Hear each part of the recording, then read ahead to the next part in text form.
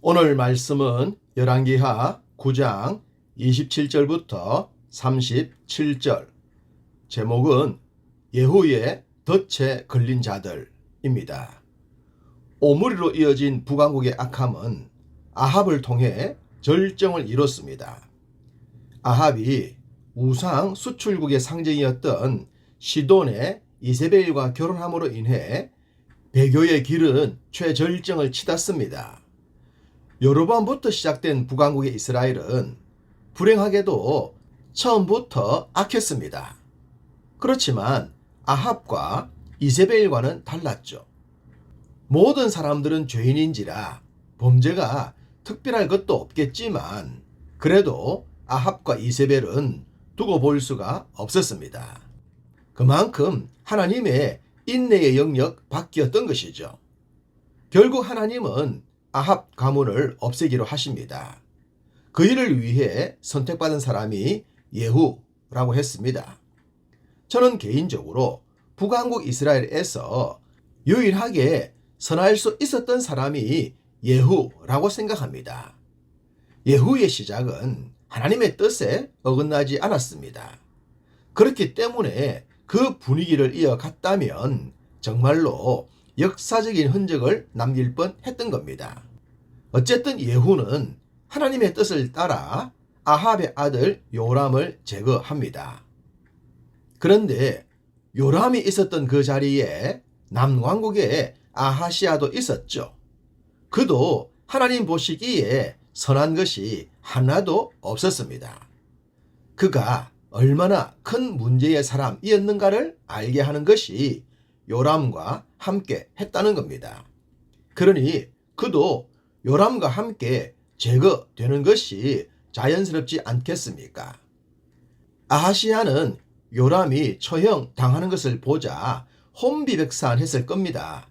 그래서 정원의 정작길로 달아났습니다. 이곳은 갈멜산 기슭으로 이스라엘 남쪽 약 11km 지점으로 보입니다. 이 길로 계속 가면 사마리아나 예루살렘으로 갈 수 있다고 합니다. 그래서 역대하 22장 9절은 아하시아가 사마리아로 숨어들었다고 한 것입니다. 이 길로 도망쳤던 아하시아는 이블르함과 가까운 구르 비탈에서 처음 상처를 입었고 결국은 머깃도까지 도망을 갔다가 거기서 죽고 맙니다. 이블르함은 사마리아로부터 약 2km 떨어진 요새였죠. 그곳에 가면 살 수 있을 것이라고 생각했던 것 같습니다. 아하시아가 최종 죽은 곳은 머깃도였는데요. 머깃도는 사마리아와는 방향이 다릅니다. 그렇기 때문에 앞서 말씀드린 역대하 22장의 말씀과 조화를 이루기 위해선 사마리아가 수도가 아닌 북왕국의 상징적인 사마리아 영토였다고 보는 것이 자연스럽겠습니다. 어쨌든 아하시아는 목숨을 구걸하기 위해 왕의 채통도 버린 채 멀고 먼 길을 돌아다녔습니다. 마치 시드기야가 목숨을 구걸하기 위해 궁궐의 개구멍으로 도망을 쳤듯이 말입니다. 그러나 그 결과는 자신들의 원함과는 거리가 멀었죠. 이렇게 하여 북왕국의 요람과 남왕국의 아하시아는 예후의 투트럭에 의해 동시에 죽임을 당하고 맙니다. 요람과 아하시아는 동맹을 맺고 아람의 하사엘과 싸울 때만 해도 기세가 등등했을 것입니다.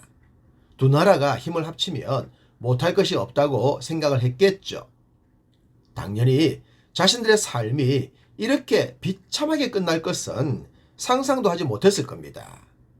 이런 것이 바로 미래가 없는 인생들의 모습이지 않겠습니까? 인생엔 반드시 끝이 있다. 그리고 그 뒤엔 심판이 있다.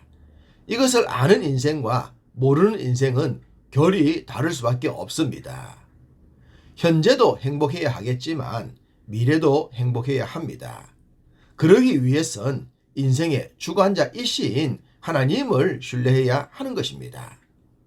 예후는 요람과 아하시아를 제거한 후에 또 한 사람을 제거하게 됩니다.